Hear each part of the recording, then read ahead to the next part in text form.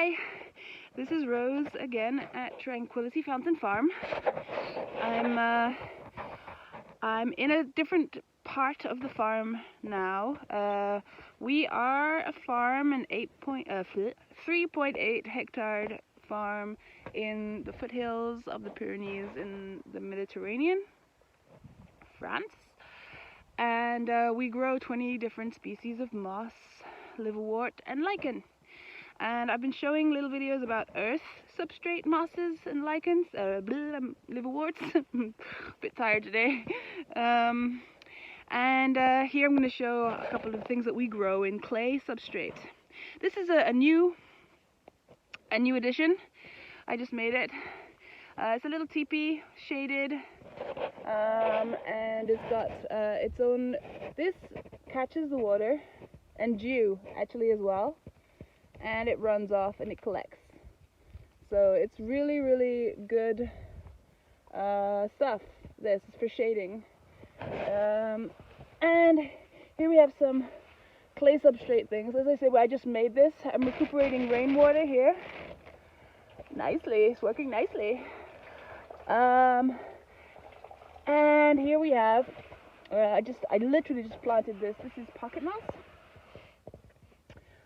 Pocket moss, gorgeous moss, loves to grow in clay, very pretty, grows quite long. It has intricate root systems which are very delicate, and it grows in clay.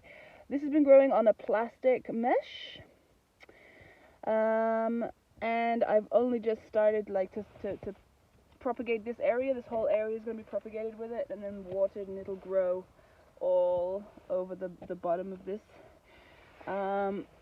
So if you were to buy pocket moss from our website, you would receive a piece, depending on how big a piece you bought.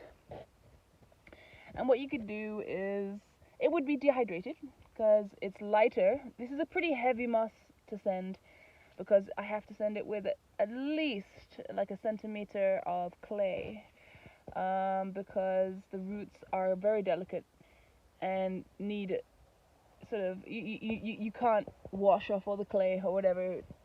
So it's quite a heavy moss to send, and it's dehydrated so that it doesn't mold whilst it's being shipped. And what you do is when you'd receive it, you'd get it moist and then just take off little pieces like this and propagate them in your clay substrate that you have at home, in your aquarium, in your tanks, I mean, or in your little moss gardens. You can buy clay pellets, and then you make them into the shape that you want. You get them all moist, and then you can either cover them with a plastic mesh, which is advisable, especially if it's outside, and a thin plastic mesh. Like, I think I've got some in here, like this stuff. Thin plastic mesh. Ah, there you go. Thin plastic mesh like this, so it all holds together. And then you can just plant your moss into the clay, and it'll go through the plastic mesh. This is also pretty good because then you can just take off a piece if you want to change your tank, you want to change the disposition of it, or if you want to, propagate. Again, rip it into pieces and propagate it around your garden.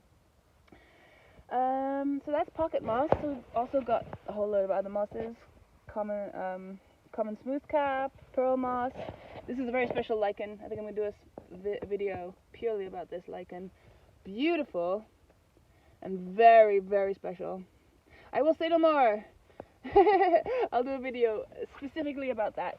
And this is different liverworts, etc. Then all needs propagating, and I'll put it into small pieces and put it all over the clay, and it'll be very happy in here, even in the summer because it's shaded with a little bit of watering.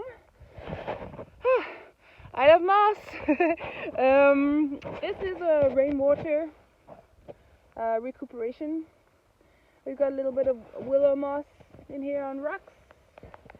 We have, oh yeah, this is a very special moss, as is all moss. I love moss. This is creeping feather moss.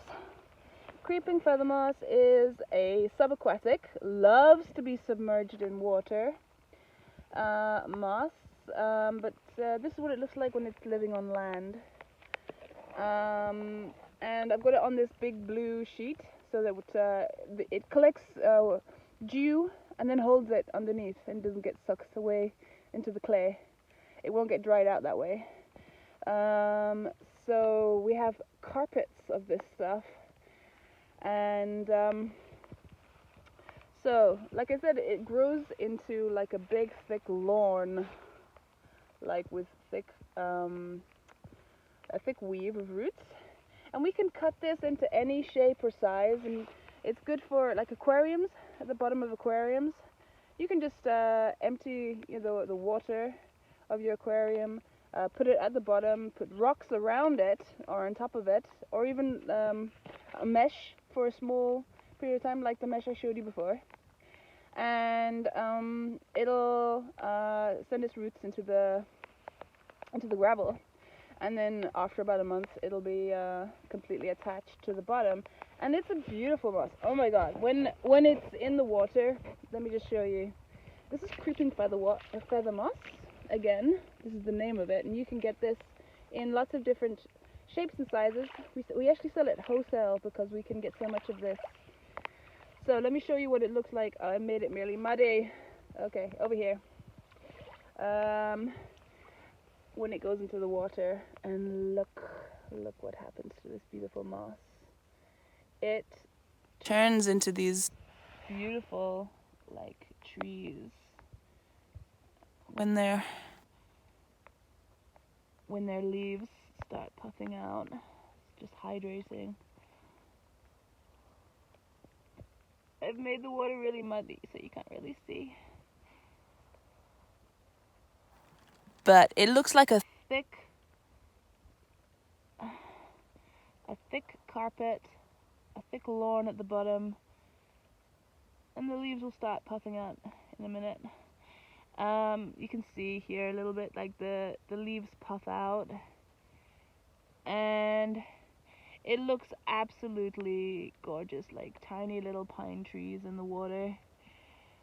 And your fish will love this because it is a great place to hide if you're afraid, if you're a baby fish.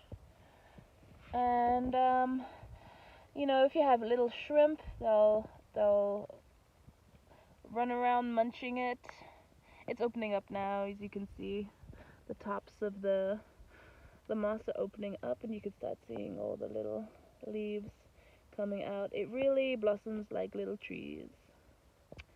Gorgeous moss. So yeah, we sell this on our website. Creeping feather moss. Any shape, any size, you can contact me and I can cut it specifically to the size of your tank. And yeah, our website's tranquilityfountainfarm.com.